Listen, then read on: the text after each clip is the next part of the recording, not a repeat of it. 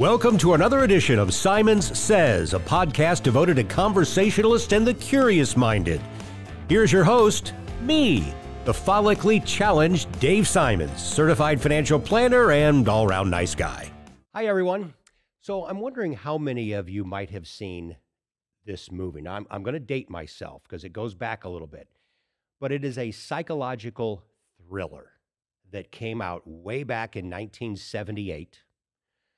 It was an all-star cast, by the way. It had Anthony Hopkins in it, Anne Margaret, Burgess Meredith, and it was called Magic. Some of you might have seen that. It came out in 78. I saw it for the first time, and I remember it very well, as you'll learn why I say that here in a second, on a particular Sunday night in January of 1981. So a couple of years after it came out in the theaters, it's now on television.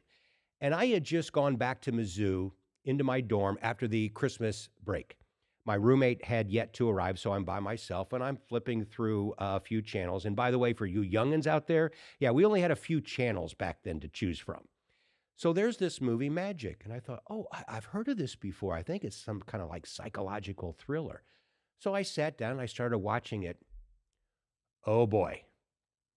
I don't know if you can tell, but my eyes are really wide open here. Anthony Hopkins was a magician turned ventriloquist. One thing that you learned over the course of this movie is he had some serious psychological issues. And over time, he started to take on the personality of his puppet. Or was it the other way around? Was the puppet sort of coming to life and taking on the personality of Anthony Hopkins? I mean, mind-blowing, right? And I know, and I can almost feel even now, it's palpable, my heart starting to race just thinking about that movie. You do magic too? Corky does magic. I only do tricks. There's never been a magician like him. How long you been like this, kid? Now, you have to remember, I'm 18 years old at the time, and I've always had a very active mind, very active brain, and it just goes in a lot of different ways. Well, as you might imagine, it was like fireworks watching this movie as I'm thinking, oh my gosh, what if that happened to me? Seriously, that started coming to my mind, and blood pressure starts to go up a little bit. Could I go insane? Oh my gosh, could I? What if is he possessed? Is the puppet somehow supernaturally possessing Anthony Hopkins?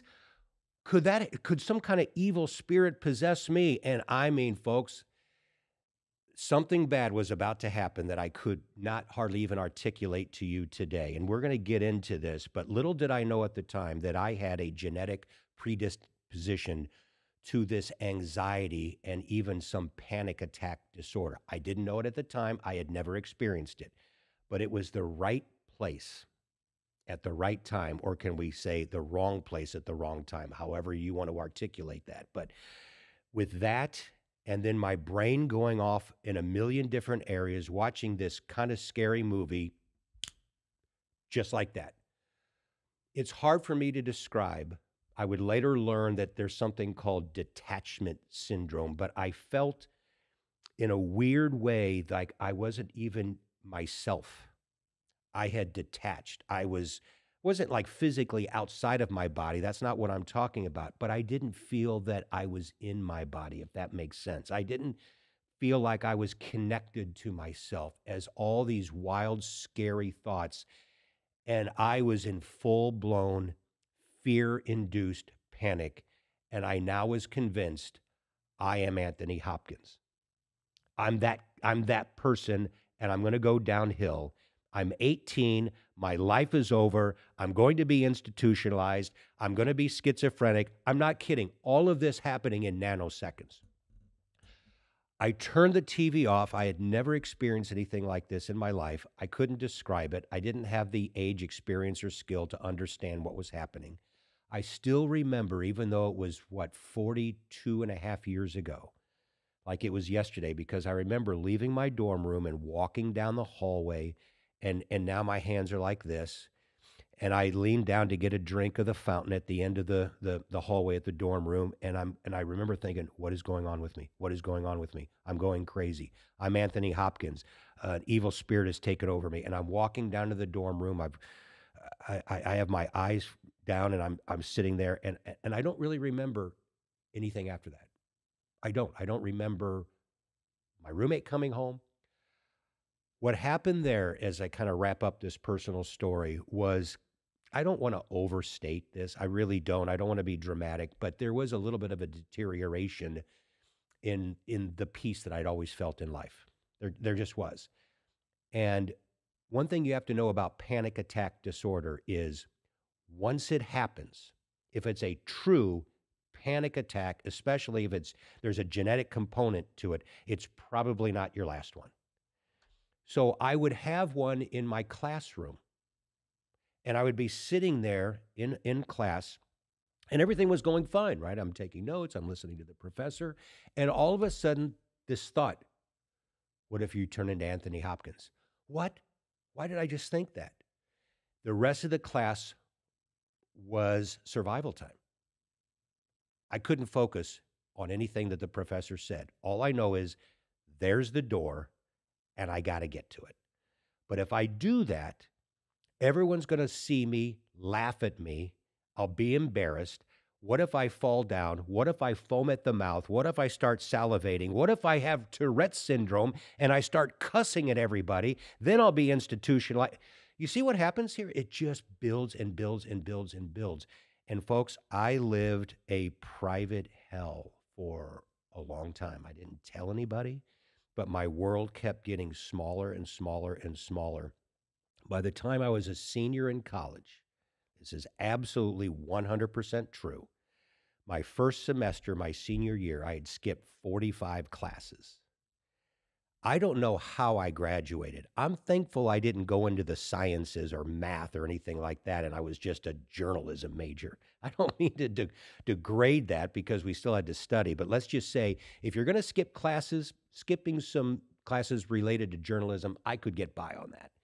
So I was able to survive that, still not talking to anybody about it. My family didn't know. I wasn't close to my family at the time anyway, and I lived this private hell for the longest time. So I know a lot of you who know me, this is a real shock, and you're sitting there going, what in the world? I'm going public with this for the first time, and the reason, after all these years, is because I know some people watching right now are going, oh my gosh, this is me now. And look, how are you today? Well, I'm great today. All right, let me tell you. And we're going to get into this when I introduce my guest here in a second, but I was able to overcome it. Part of it, a lot of it, most of it, counseling, but a lot of it too, I got to be honest, is just age and experience and tinkering with things that help. And there's kind of a goofy thing that I implemented years ago that really helped. I am here at age almost 61. I haven't had any kind of major panic attack since I was in my 40s. But you feel the rumbling there if it's a genetic thing, but you just learn the skill set and you learn to overcome it and you learn to not empower it. And that's part of what we're going to talk about today. So without further ado, man, we're going to dig into this a little bit because it's such a prevalent topic. And I'm not an expert in it. I'm not a psychologist. I'm not a psychiatrist. I'm not a licensed counselor, but I do have the person who fits all of those, including a PhD, a couple of PhDs, someone who's wicked smart here. J.J. Meyer, who works here in the St. Louis area at Insight Counseling. She has not only a PhD in counseling, which is great, but she also used to be in the biochemistry field.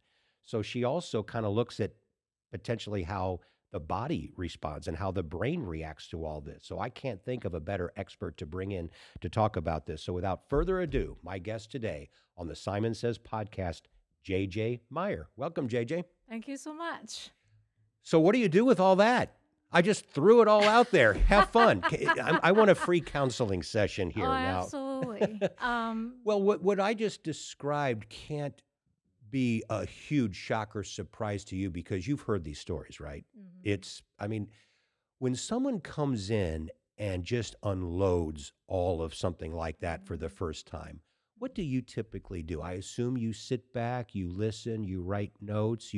How does that work the first time somebody comes in and says, "I'm a mess, listen to my story"? What I do personally, the first session is I'm trying to conceptualize clients.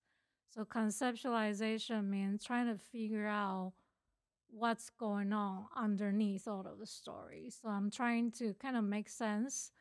So I will ask a lot of questions. It could be from current to all the way back to childhood, also including family histories and parents, their mental health, sibling, cousins. Not so much cousins, more like you know direct Yeah, relatives, immediate family. more so immediate families, just so that I can get a picture of what, and also like the environment that's growing up is very important. So I'm trying to figure out, kind of in my own head, is being a biochemist, as you said, I'm looking at the genetic by environment interaction. Typically, how we present ourselves is a combination of both. It's genetic and environment. So, for example, if somebody comes in and tells me the story, and also say my mother has anxiety, my dad has, you know, depression, my sibling, so I would know there's some kind of genetic components to it. If somebody comes in and is like, nothing, everybody is healthy as can be, and however, this thing happened when I was, just say, 10, I was bullied, then I would know it's more like trauma related. It's more of an environment. Is that like a PTSD kind of thing? Is that what you're referring to? Can be. Yeah. It can be. If somebody get bullied, it can be PTSD related. But the point is, I'm trying to figure out what's the contribution of the presenting issue. And if it's genetic, typically, I mean, there's never a clear cut, so that I just want to make sure. We just want to know whether there is a contribution. Yeah, because it could take a while. You're not going to have all the answers after the first session. Right. So as you're working with somebody through this, it sounds like what you're describing here is kind of a nature versus nurture. That's what everyone talks about. So do you find that they're typically, in most severe cases, that there is a nature and a nurture, or there is something genetic plus something that happened to them, or not necessarily? Perhaps the trauma was so bad.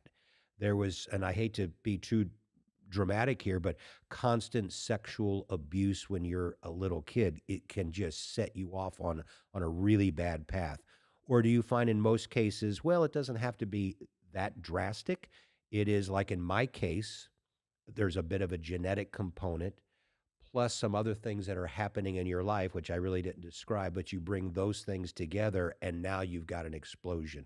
What do you typically see in most cases for people who have really bad panic attack, general anxiety disorders? Panic attack, what you describe particularly, there's two categories. One is called unexpected, one is expected. Unexpected is just like nothing traumatic happened to me, but I just had all of a sudden this panic attack. So it's unexpected. Typically, unexpected panic attacks are more genetic related, typically. And expected is more described, frequently more associated with traumatic experiences.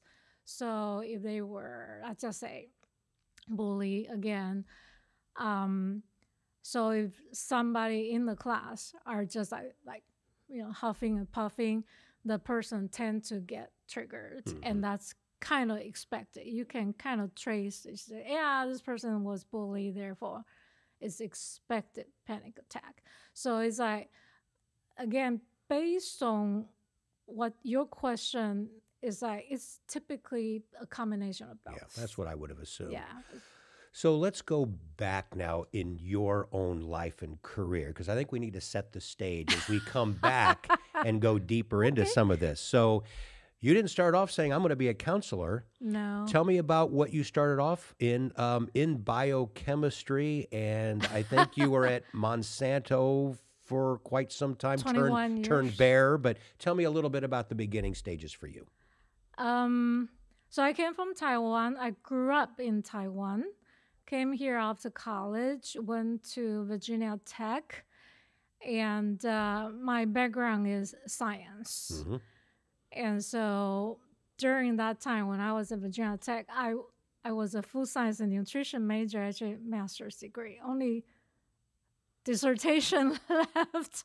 I'm almost finished that master, but I didn't. Mm-hmm. I work at a biochemistry lab for kind of part-time. We were allowed to work up to 20 hours. And so when I was working in the lab, the principal investigator, so the professor, PI, asked me whether I want to be as a PhD candidate in biochemistry. I was like, nah, no. I just want to get my master's degree in food science and nutrition and, go off with my life. He said, what are you going to do with food science and nutrition? I have no idea, but I just want to get a degree and move on. Yeah, get out, right. But anyway, he just really encouraged me. He actually filled out my application form.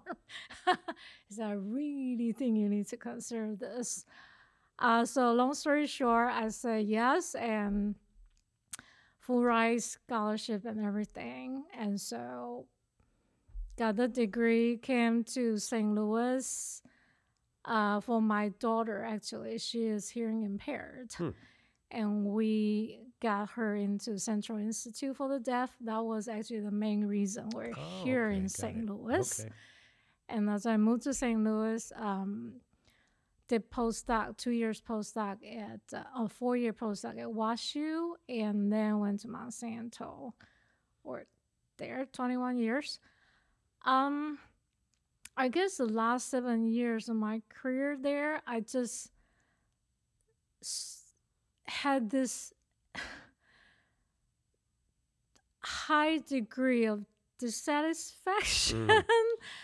I think mostly from life experience, I guess. Growing up, I was bullied a lot. Back in Taiwan? Yes. Okay. Mostly by my sister. Oh. Yeah. And I'm the youngest, and we came from a relatively dysfunctional family, and really no parental supervision. And so my sister can just do whatever she wants with me. Do you have a relationship with her today? No. Okay. Healthy boundary. Got it, So I've been always struggling with my own mental health and just dissatisfaction, depression, anxiety, you name it, I got it. And so I've been in counseling since I was in the 30s, go kind of all the way.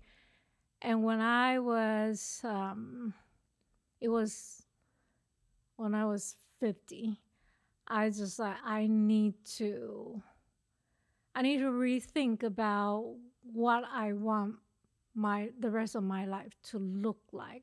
I know biochemistry is not it. Continue to work at Monsanto is not what it is. So I got counseling. And actually my counselor said, you should consider to be a counselor. Wow. Yeah, so it was like, interestingly, both of my careers, somebody suggested to me. It's like they're saying, you're in the wrong seat. You need to come over here. Probably. Yeah. And I was like, ooh, I'll see. So I started my master's degree while I was still working at Monsanto. And after the first semester, I know it was the right thing. So I submitted my resignation. I was like, see ya. I'm going to do this.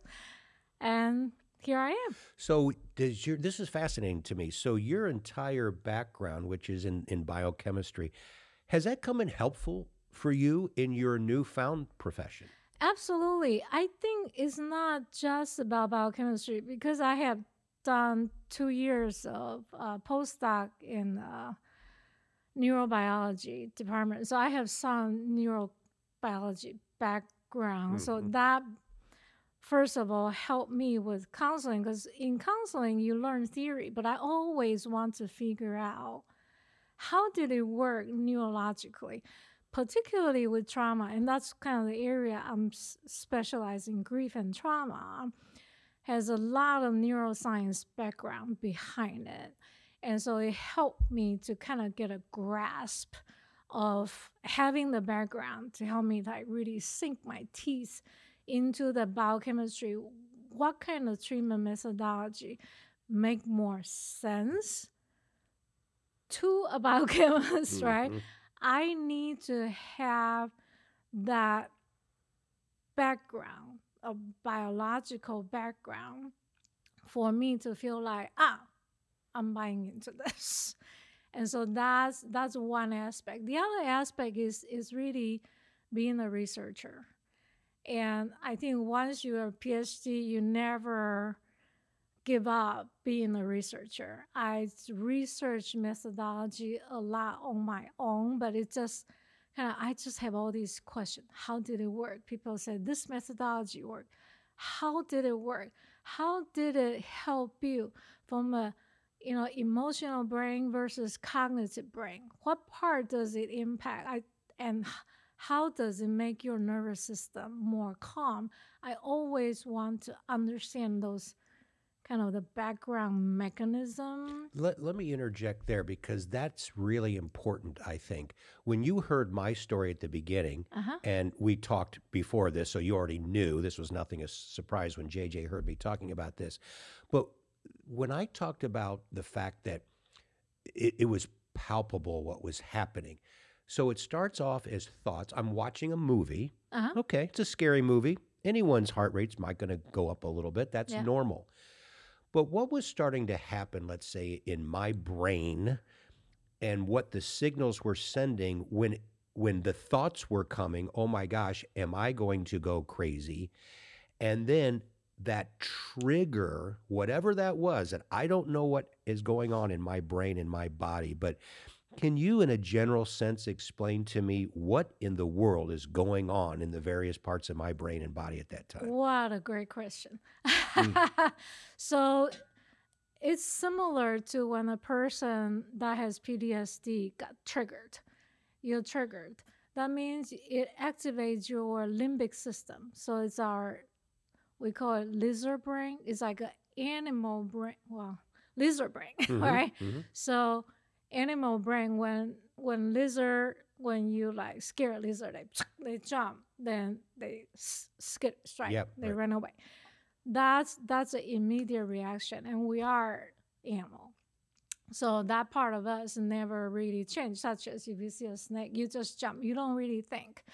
That's a part of the brain that keep our animal survival mechanism alive and well. Yeah, it's to survive. That's right. To survive.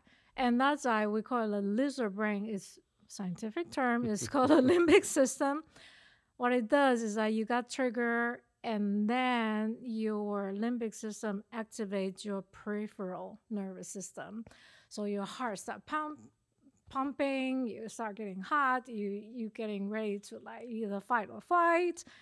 That all connected. It starts from receiving the signal to whole body engagement. So basically what you're describing is that once you got triggered, that activate the entire survival mechanism for you. That's why the heart going and just like, oh my God, what's going on? I need to either fight or flight. You're looking for doors. Yep, right. You're flight. And it's a feedback loop in a way, because as back in the day when this happened very frequently, so it might start here with a trigger, the body would respond, fight or flight, but then the brain would say, oh, your heart rate is going up, something is wrong. And it was almost like the two would battle for each other and keep getting worse and worse and worse. Yeah, the feedback is actually feeding right back into the limbic system.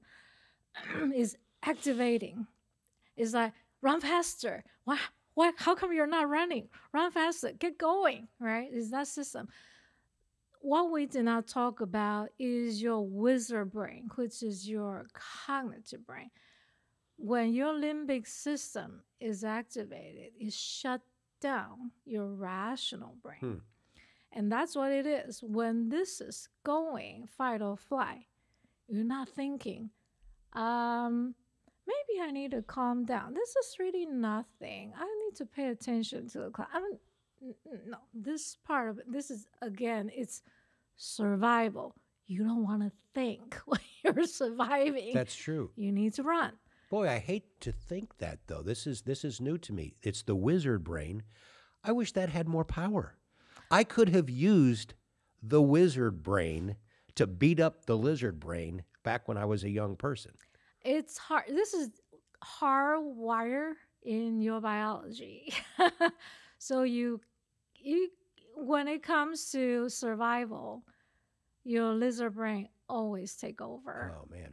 So it's hard. That's why when people get into like panic attack, it's very hard to like think your way out of it because your whole body is engaging very primal animal survival instinct. This part of brain just done. Well, so over the years, as I would tell my story, a lot of times people would say, "Oh, well, Dave, you're a rational, logical, smart guy. Why can't you just say, well, this is stupid. You're not going crazy." And I didn't have an answer. I'd say, I know. Here in my lucid moments, I can say that. Exactly. But when you're in the middle of these supernatural thoughts that I'm a schizophrenic, oh my gosh, I'm going to be institutionalized, I'm going to have Tourette's, I'm going to be possessed. Hello, logic brain, it's gone. No, it just shut down. Like so many studies out there, it's just not even a competition. Yeah. Man, oh man. So on the genetic side, we've talked a little bit about that. To add a little bit more to my personal story, and I told JJ this before, I also come from a dysfunctional family, and I did not know my real biological dad. So the first counselor I had asked me about genetics. Does anyone else in your family have this? And I said, no, not that I know. Now, I've kept it secret from them. Maybe somebody's kept it secret from me. I don't know, but not that I'm aware. Well, what about your dad? I don't know my dad. Oh, is there any way to find out? I'm pretty sure he's alive. So, long story short, I actually found my grandpa, my real dad's dad, and struck up a conversation with him. And JJ, you talk about my whole world. I don't know if I'd say it became illuminated or crashed in on me, but I found out that my own dad had the worst of the worst issues with agoraphobia, where he couldn't even leave his house to even go get the mail from his mailbox. Because what happens, and you know this well, but when you have the worst of the worst panic attack disorder, your world does become smaller because, oh, I just had a panic attack in the movie theater. I can't go there again. I just had one in the supermarket. Ooh, that's a scary place. And then as you have more and more panic attacks and you just keep coming into the comfort of your own little world, that's why I skipped 45 classes in one semester, because I kept having these panic attacks around. So now I find out that there's a genetic component. And honestly, it made it worse when I found out that he had been institutionalized, that he had suffered, that he, and even more so, I'm not going to describe here, but it is so off the rails of things that were happening in his life. I will tell you, I did meet him later. And it would be like you and me talking right now. He's as normal as the day is long, which in a way made it scarier again. It's like, oh my gosh, I wanted to see a crazy guy because I could then justify and say, well, I know I'm not him, but I couldn't say that. And so that's when I found out genetic, plus I had been bullied, plus I was the smallest kid in my class. I entered high school at 4'11" and 95 pounds. So the bullying kept, so I was the perfect recipe for all of this to occur. Genetics, some trauma growing up, being picked on and all that stuff. And no wonder it it happened to me. So take that and let's dig into the genetic component a little bit. Is there something that science has found in the brain that says, oh, you could be more susceptible to general anxiety or panic attacks? Or has science been able to zone in on that? Not yet. I think most of the study regarding anxiety, so we're talking about not just panic attack, but all type of anxiety disorder, as I say, general anxiety disorder, social anxiety, OCD, there's a whole slew of anxiety disorder. In general, people started using the fMRI, so imaging study. So imaging study, as you know, can only see structural, like anatomical structural differences. It cannot see at the molecular level, right? So such as, you have more serotonin or you have more of XYZ. It's hard to do that kind of study when a person is still alive and even when they're dead.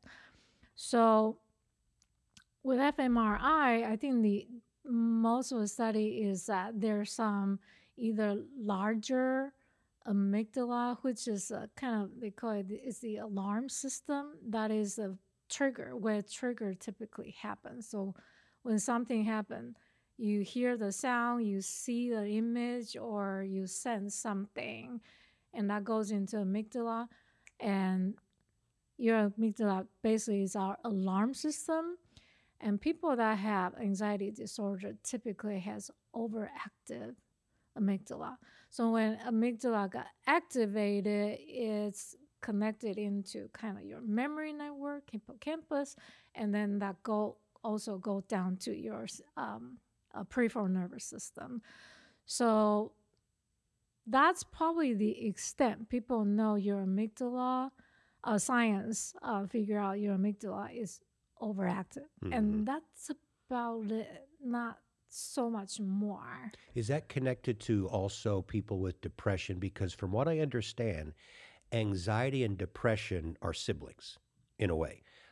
I'm fortunate I never had an issue with depression, but isn't it somewhat common that people can have both, that there is some connection to the two?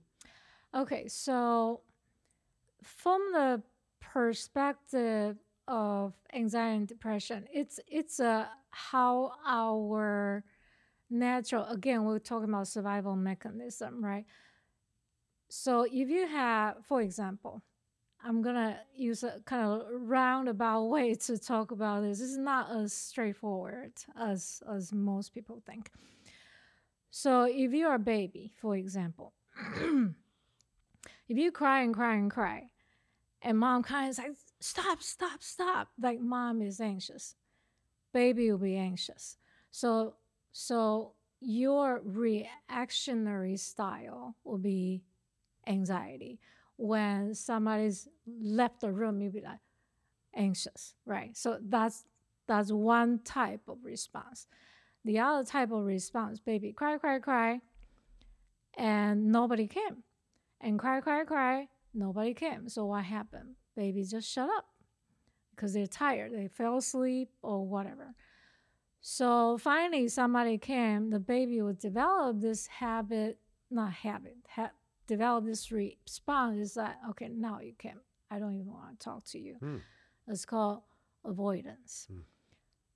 When we have, and these are different attachment styles, depends on how, when you're upbringing, how you were cultivated, whether you are attended to, but very anxiously attended to, or not get attended to. When you're not getting attended to, typically you get to a place more of a shutdown, because when I cry, nobody came. So if you look at from a trauma perspective, if a person at the bottom is just like, we're pretty happy. If you got triggered, typically you go to the anxiety. When you get too much anxiety, just like the baby, they go into shutdown. So shutdown is a reaction to too much of a stimulation. Okay. And so, because nobody came, nobody cared, you just shut down. That's what we call anxiety. What happens is, so when you're calm, you're anxious, you shut down. Coming out of anxiety, you need to go through anxiety. Coming out of depression, you need to go through anxiety again. Back on the way down, right. To become calm. So when people are coming out of depression, it's like, I'm getting so anxious. I don't know how to deal with this.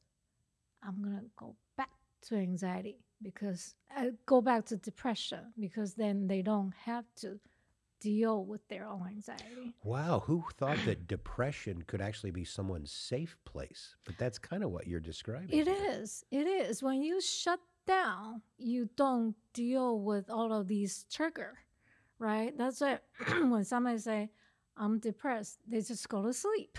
Mm-hmm. They sleep a lot, like no energy. Oh, yeah, sun comes up. Oh, whatever. I'm going to go to sleep.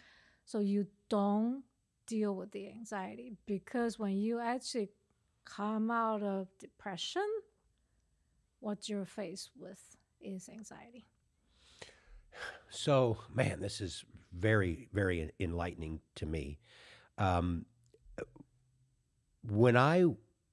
All those years when I had the worst of the worst, and I told you this before, we talk about fight or flight.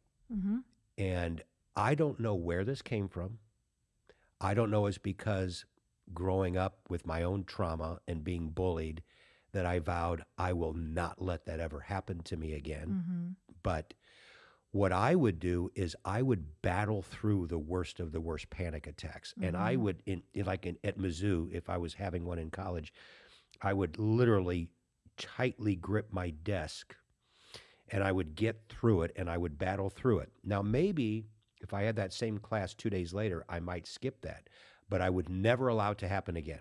Mm-hmm. And I would say, I don't care if you pass out walking to your class. I don't care. You are getting your clothes on and you are walking to that class and you are going to sit in there and you're going to do it. I don't care that you just had a major panic attack on the airplane last time.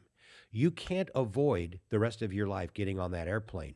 So you get your sorry butt on that airplane and you have the worst panic attack if you have to. Mm-hmm. And if they have to do an emergency landing because they have some crazy guy on there who's like trying to open up the hatch, then that's just what's going to happen. Mm-hmm.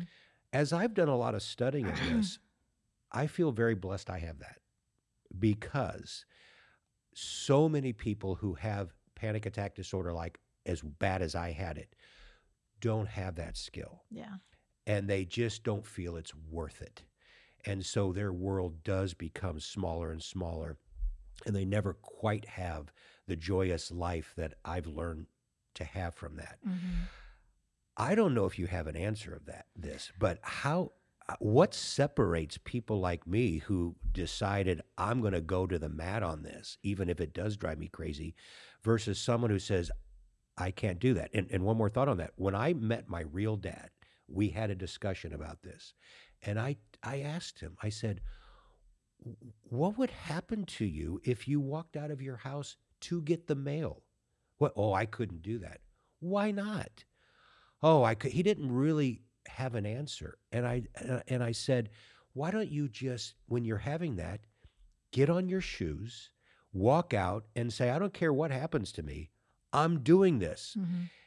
And when I told him that he was jealous, he was envious that I was able to do that. Mm-hmm. So do you have any idea what causes people to be separated in that way? This is coming from kind of my personal either practice or experience. I can't say this is like scientifically validated. Your experience is good enough. It really is. So two things. One is what I want to say is what you are doing to yourself, such as, I don't care if I pass out, I'm gonna go. There's actually what you're doing is one kind of therapeutic approach is called exposure. That's exactly what Yes. you're doing, right? So if I'm afraid, I'm just gonna just charging forward. I'm gonna face my fear. I'm gonna punch fear in the nose. That is exposure. And typically, you step into the fear. It doesn't really sustain. Fear is just a feeling. Typically, once you step into it, it just kind of dissipates. And actually, there's another therapeutic methodology called somatic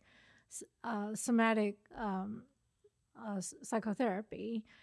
It's also when you become anxious, you lean into it, you feel it, you go in and just stay with it.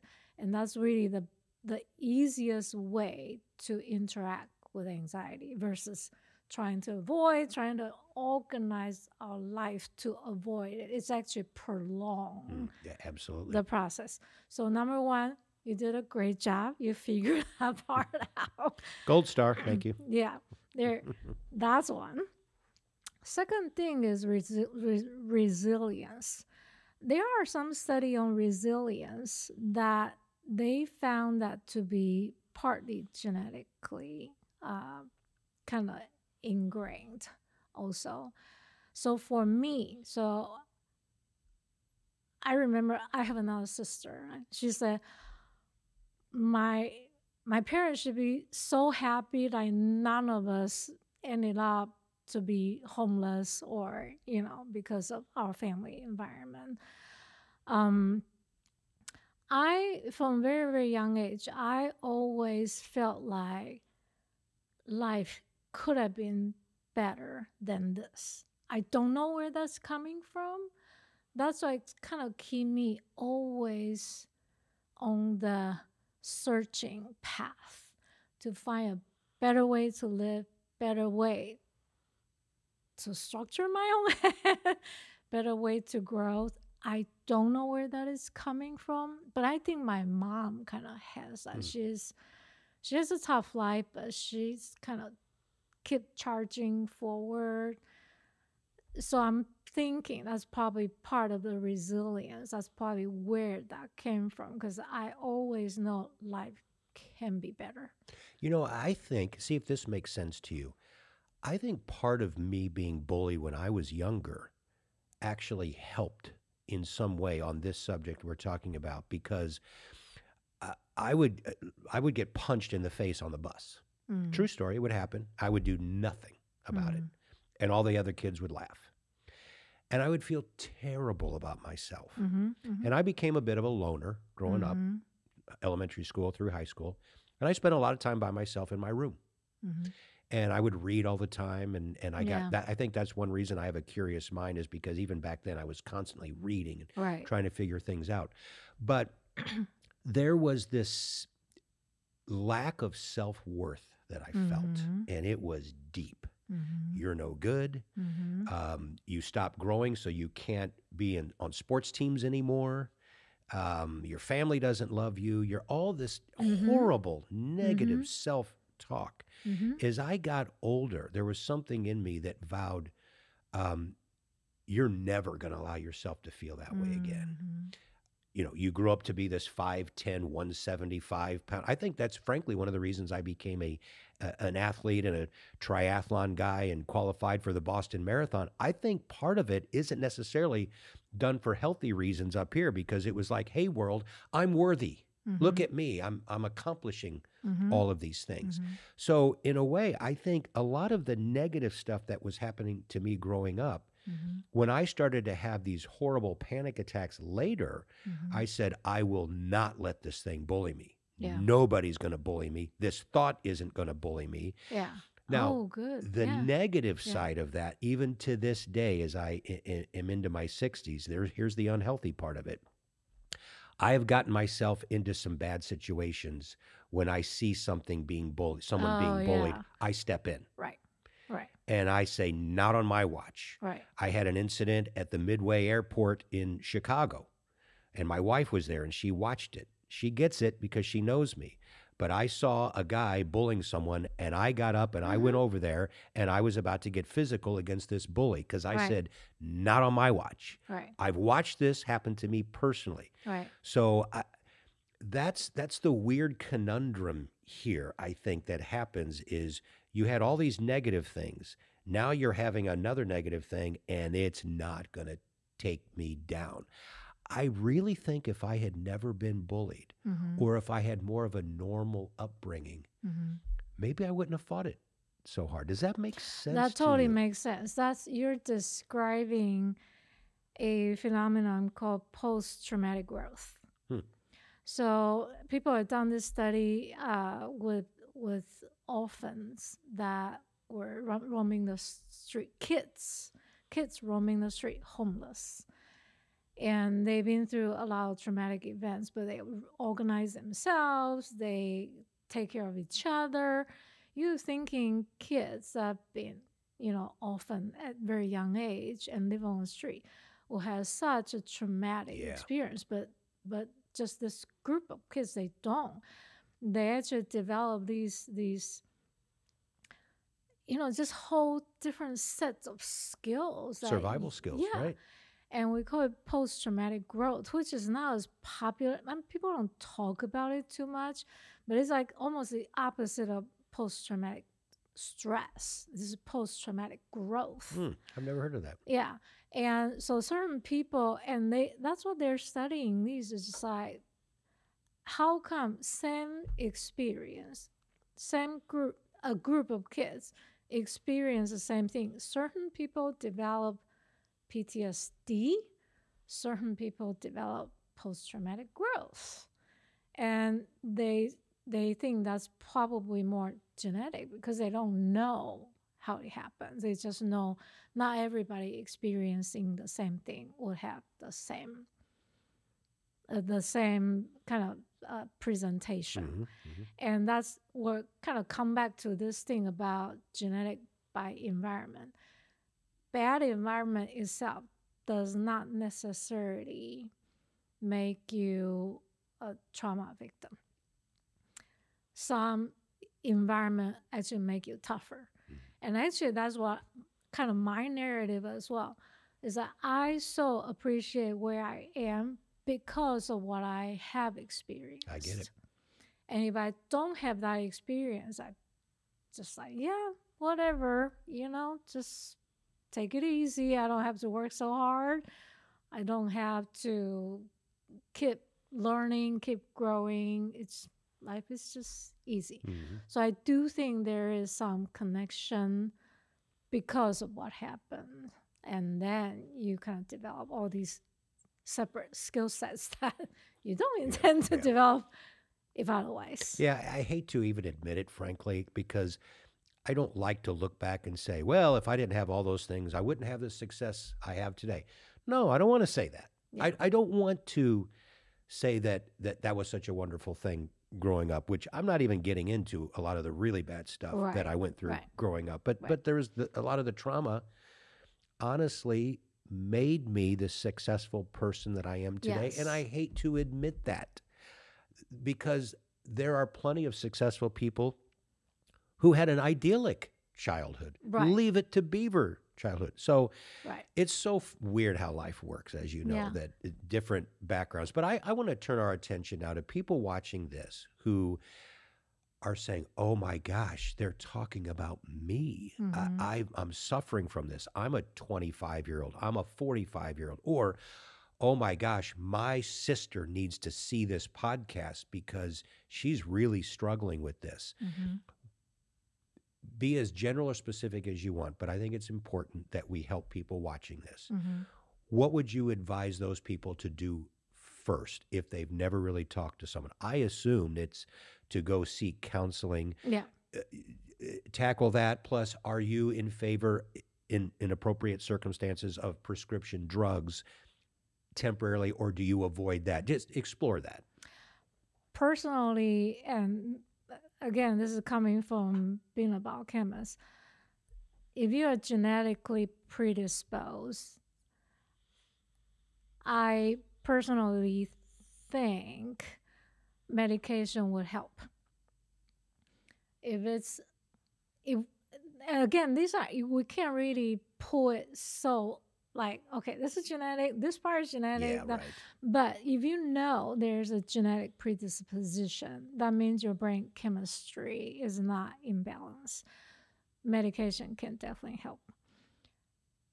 If a person just have no trace of genetic histories of any anxiety or panic attack, but just has a lot of trauma, psychotherapy. In general, that's kind of how I look at it. Most people have both, right? So that's why most people recommend medication plus psychotherapy. Particularly like somebody like OCD. There's a genetic component to it. The best treatment is medication plus psychotherapy. But if you say, I'm so totally against medication, although I have family history, it's fine. We can do psychotherapy, help you manage it, but so that you know your bar will be much higher because you're fighting against your genetic as well. So in general, if people are not too objective to taking medication, I would say both tend to work the best. I can say personally, that's what I did. I mean, I was on some medication for a number of years. I never wanted to make it a lifetime thing, so I was able to extract myself off that. But I'm a big proponent of it, especially if your licensed counselor recommends something like that. Okay, so this person is in counseling, they're going through it, maybe or maybe not, they are on some sort of medication, whether it's very temporary or goes on for a long time. What's some other advice that you might give to somebody watching this to help them through this really tough time? Okay. So if we're talking about psychotherapy, there are certain type of psychotherapy definitely works better than others. Because earlier we talked about survival mechanism, right? So I want to make a distinction here. Talk therapy engage your cognitive brain. So, which is your thinking part. It's like, what do you think? I'm thinking XYZ. When you talk, you're engaging your prefrontal cortex, your cognitive brain. Trauma and survival, as we talk about, sits in limbic system. So how do we use this to control that one? As we just talked about, this is not very effective. So the type of therapy that engage in your limbic system, such as somatic approach, we talk about exposure. Exposure is right now is under behavioral therapy, right? So, but it's really not about talking. You just do. You just go interact with your own limbic system, basically, just walk into the fear, right? So that works well. Somatic works well because somatic is about calming our body. Remember when limbic system got triggered, your body have all these reaction. So somatic calmed your body. It's called bottom-up approach, calming your body, and that's basically it's a dialogue with your nervous system, and say it's okay. Let's just make the body calm first, and your nervous system will receive the message that the environment is safe. So calming your body, that's we call it bottom-up approach. The other one, which I use, I'm a certified EMDR therapist. I use a lot is EMDR therapy. EMDR is a kind of a go-to for trauma therapy. It basically tap into your memory network and bring your I personally call it it's a subconscious process. When we're doing EMDR, we don't talk. We're just in our own processing. And it's really interacting with your experience, your memory network, interacting with your limbic system to allow you to process the past memory and allow kind of software update. What does that acronym stand for, by the way? EMDR is eye movement desensitization and reprocessing. Eye movement, okay. And it's mimicking REM sleep, right? So during the day, we got a lot happening. How your memory got integrated into long-term memory is during REM sleep, rapid eye movement sleep. So when we're deep sleeping, REM sleep, that's where what's happening during the day got integrated into long-term memory. That's where your bullying experience got integrated into your long-term memory. So when it got integrated, you saw a bully, you get triggered. And then you got like starting to either fight or flight. That whole memory got integrated into your long-term memory. So within EMDR, we're mimicking that eye movement to retrieve that past memory, specific past memory, and allow your cognitive brain to interact with that long-term memory to kind of bring it up to date. And that's what the process of EMDR is, using this eye movement to interact. So you're not, this isn't a hypnotized No. thing. So you're conscious. So You're conscious. So tell me the process. You're sitting in a room, and what are you doing? If you're not talking, what are you doing with to bring up this rapid eye movement? So you have a light bar, and then your eye will go with the bar. So your eye will do this, and like mimicking the REM sleep. But before that, you will be set up with a specific what you want to process, right? So you would have we would ask you about what image that you remember as early as possible, such as 10th grade or 9th grade on school bus. So there's an image. What feelings do you have? Fear, maybe. What do you say to yourself? That's we call it negative cognition. It's like, I am worthless or I don't belong, whatever you say to yourself. And then what's your body sensation? Like tied up, right? So all of that comes into play during the setup phase. So almost I have you step closer to the experience. If you're so far away, we can't do much about this experience. So we want to get it close enough so you're like almost there. And then with trigger, we get you to do eye movement so that you can interact with that experience. And a lot of time, clients' emotion will goes up. They're like actually experience that moment. They start crying. And after a while, this is the foundation of EMDR. We call it AIP, Adaptive Information Processing.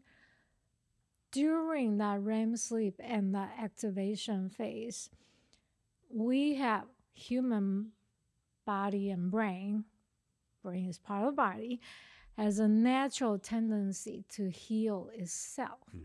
If you provide the safe environment. Therefore, when you're processing, you're in the fear, but there's also outside. That's why you're awake. It's like, it's okay, it's safe here, it's safe here. You're integrating this past and current experience together. That was able to remold this past experience to make it a safer experience. So at the end, so you will get triggered. At the end of processing, people tend to become really, really calm. And then after that, of course, you need to process it until the person is no longer triggered. You can keep revisiting the same target again and again until a person is just like, there's nothing. I'm just not getting triggered. And clients typically say after those processing once is complete, they see the same situation, they don't get triggered. Well, let me rephrase that. They don't get triggered. There's a concept called window of tolerance, right? They don't get triggered outside of window of tolerance. That means, I gotta run. You will still get triggered when you see somebody's bullying somebody. You will still like angry, but you're within your window of tolerance. That means you're like, I'm really pissed, but your cognitive brain is still fully in control. That's what it means. You're within window of tolerance. The key is when you feel like running, you're outside of window of tolerance. When you feel like I am upset, but my cognitive brain is still stronger than my control, right. limbic system, you're within window of tolerance. Because we don't want a person like when see somebody get bullied, it's just like, yeah, there's nothing, right? You will still get aggravated, right. but you're within window of tolerance. It's like, I probably should not go up there and punch that person. No. But I can at least be present there. Exactly. To say, I'm watching this. Exactly. It's like, hey, I'm watching you. And yeah, that's the difference. When you, before EMDR, you're outside. After EMDR, you're inside. I think what people need to understand who might be in the middle of this, and are very intrigued by what you're saying, is we are not talking about the fact that you might have had this lifelong trauma or you've been suffering from panic attacks for a long time, that all of a sudden you get proper counseling, you do what's needed to be done, and you feel much better. That's great. But the original triggers never just disappear and like, oh, I don't even remember having a panic attack ever. I don't even, you mean I was bullied when I was a kid? Oh, I didn't know that. Right. That stuff, don't think that somehow magically that will just go away. So again, Correct. using my personal experience, I did something very goofy to help me finally overcome this. And once I was going through proper therapy and all that, so I'm in my 40s now at this time, and I don't know where this came from, but I just decided one time when I felt, again, it's always going to be there because I personally Right. have the genetic component that's there, and you start to feel the rumblings like, I feel a little unsettled right now. I'm not sure why. Maybe something triggered me out. I'm not going to try to name it. I don't care, but I just feel it. So what I did, I don't know where this came from, but one day I said, oh, hello, thought. You know, I'm kind of busy right now, so here's the deal. Make yourself at home. Come on into my brain. The refrigerator's stocked. If you need to have a beer, you want something to eat, but I'm kind of busy. And so I'm talking to whatever this nebulous, fearful, scary thing is that has really been debilitating to me for years. And I've kind of named it here. And I'm like, I know who you are now. You're that thought. Oh, we don't have to be enemies. Because you know what? You're always going to be my neighbor. Yeah. And I know you're not moving a way that I'll never see you again. So we're going to learn to live together. Yeah. So come on in, make yourself at home. I got a spare bedroom if you even want to stay for a while. But I can't really spend any time with you right now. I hope you understand. Yeah. And JJ, I can't explain it. It took away its power because I didn't fight it. And I didn't say, oh, here we go. What do I do with this? So after a while, and this didn't just happen one time, but every time, weeks, months, it just lost its ability to send me off into a panic attack. Now, I'm not saying that that's going to work for everybody. It might work for a few. That's what worked for me. Yeah. So I would ask you to address that whole concept of taking away the power that this thing has over someone. panic attack or former trauma triggering, I would think that if you could not necessarily fight it, because you don't win very often, but to accept it, to embrace it, to bring it close, maybe that's the way you can control it. Yeah. Am I Yeah, right in some aspect? absolutely. So there's a saying, the more you resist, the more it persists, Oh, I like that. right? Mm-hmm. So the way to deal with this very challenging situation is to accept it. And there's a therapy so when we do practice, right, we don't just do one thing. We learn a lot, and then you take bits and pieces. Of course, I'm like me, I'm like grounded in narrative therapy and also in EMDR, but I also take something else, such as there's a therapy called ACT, acceptance and commitment therapy. That's exactly that. You accept, and it's very good for anxiety. So you accept the anxiety part of you. And that's another therapy called parts work. What you're describing is that there are always different parts of us. You can look at the panic attack as a part of you, but it's not the entire you. As you described to me, there's clearly two parts, right? One part is just like, you take a seat over there. I know that you're the anxious one. I want you to take a seat. I got more important things to do, right? So there's parts work. Number one is distinguish the parts. That also means I am not anxiety. My whole being is not panic attack. It's only a part of me. So that's one thing we want to establish for clients. When I work with clients with OCD, that was like the first thing we do. You are not OCD. There's a part of you that has OCD. You can have a dialogue with the OCD part, but you don't have to buy into it, right? So that's number one. Establish the facts that you are not, it's not you. Anxiety is not you. It's just a part of you. So what? Number two, how do you interact with that? That's the second piece. You don't want to push it away, because the more you work around it, the more is there. You embrace it. Acceptance, right? You accept it. The more you accept it, you learn to work with each other. So I have a client say, OCD, I'm too busy right now. Can I get back to you after I got this done? I love it. Right? So that's kind of how you learn to work with each other, knowing this thing is there. It's much easier to work with yourself that way versus I'm trying to avoid you. I'm trying to work around you. It's almost like you're trying to cut off a part of you. And that's what we say in our language is dissociation. I'm trying to cut off a part of me, trying to dissociate. When you try to dissociate, that part never goes away. Like you said, it's like the way I kind of envision it, I talk to my clients, like, it's like a rock in your shoes. You learn to walk with the rock in your shoes. That's by trying to I'm not going to deal with it. That's what it is. In time, your foot will be crooked. And then you say, I'm walking, but not very comfortably, but I'm walking.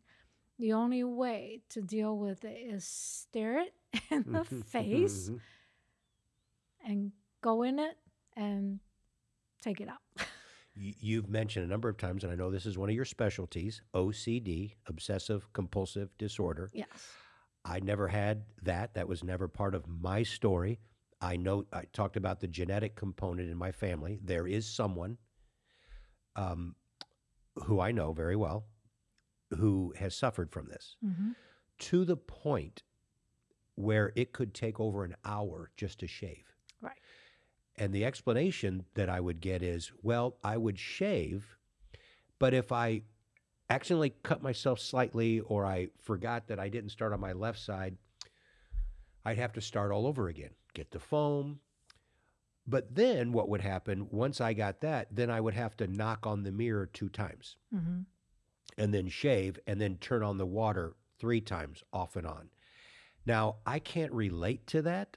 I cannot. This is where I'm the person who says, well, just don't do that, which I know is Yeah. dumb because that's somebody telling me, well, just don't have a panic attack. Yeah. What is OCD from a clinical standpoint? What is the person, this is the way that they control their little world, that if I do these little rituals, I'm empowered?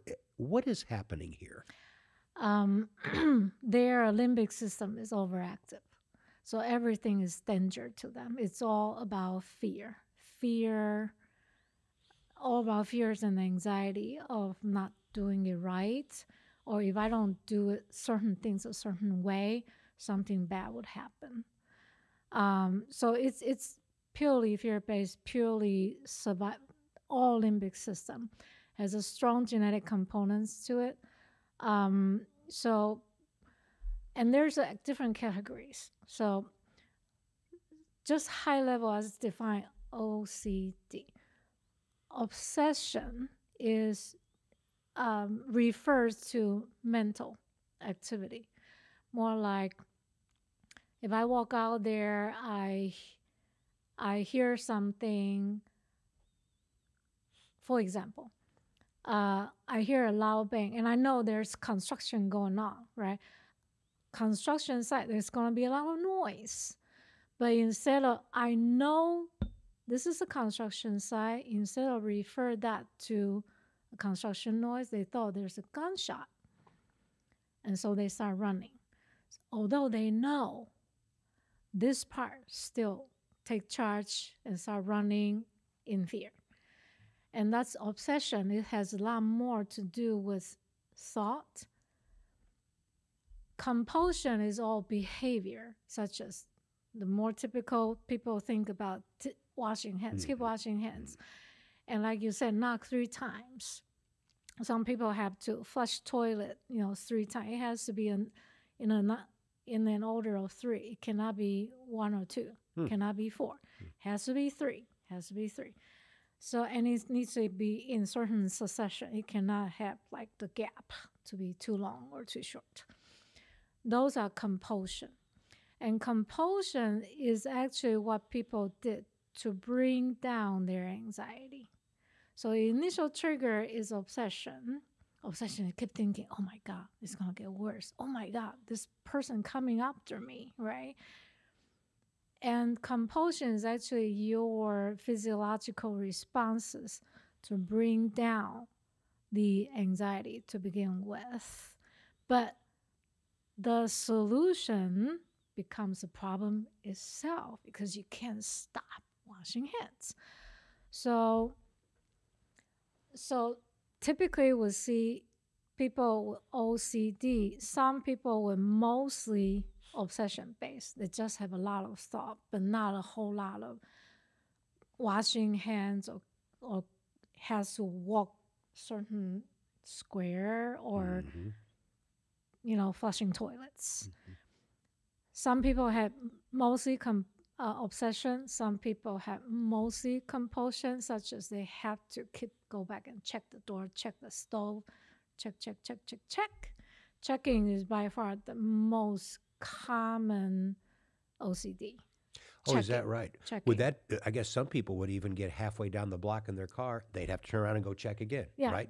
Yeah. Like checking is the most common one. And checking, those are compulsion. Some people have mostly compulsion. Some people have both. And we can based on diagnosis, there are 12 different categories. Some people only on certain things, and some people have overall. It's like some of my clients only driving. Driving is their main problem, and they always feel like they're hitting somebody. So I have to go back and check. Did I hit somebody? Go back and check. It's very distressful. Yeah, I would, man, oh man, I can't. Well, the person that I had described before, it's been years since they were able to finish a book. Yeah. And again, this doesn't make sense to me, but it does to them, where they would start a book, and if they accidentally went 2 pages in and I skipped they'd have to go all the way back and start the book over again. Mm-hmm. Yeah. Or if they misread a line, Yeah. like, oh, I lost my place. Yeah.